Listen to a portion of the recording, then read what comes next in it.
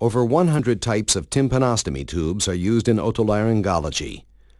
The surgeon has to compromise on qualities when he chooses a tympanostomy tube because most of them do not combine all the advantages he seeks and even have some disadvantages.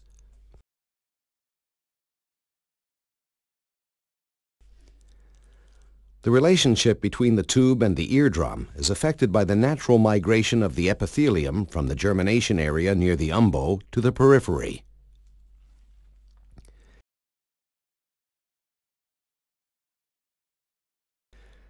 The epithelium accumulates on the tube, pushing it and tilting it posteriorly.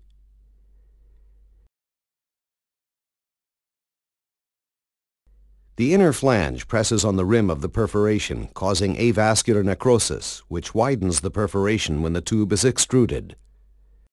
This mechanism also occurs in the T-tubes, with pressure concentrating on the rim area, creating a wide perforation due to necrosis.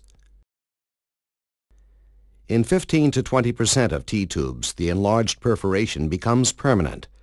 The longer the tube is in place, the higher the rate of permanent perforation and thinning of the eardrum. Granulation tissue is another outcome of the crusts that accumulate at the base of the tube. In rigid tubes, there is no control over the retention period.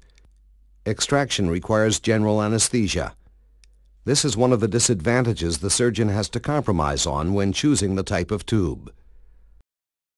Clogging may be difficult to clean, especially in children.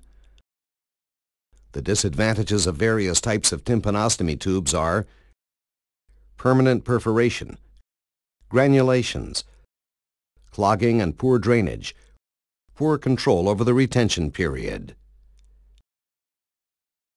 Presenting the newly designed tympanostomy tube from Otomedics.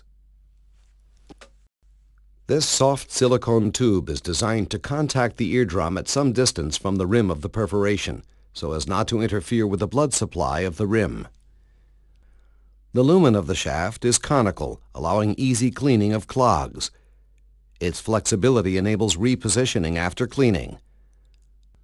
It has a thick anterior arm that resists natural extrusion and a collapse mechanism that is activated by pulling the extraction handle and rotating the tube on its axis during extrusion.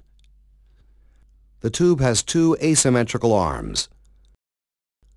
The thicker arm, designed to resist the pressure of the desquamated epithelium that pushes it posteriorly, anchors the tube in place but preserves the blood supply to the rim area.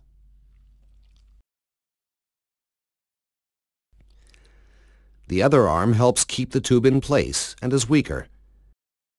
By positioning the extraction handle posteriorly, the surgeon can be sure that the tube is positioned in the right direction. The arms tilt upwards to meet the eardrum and divide the pressure equally over the contact area, and especially towards their ends.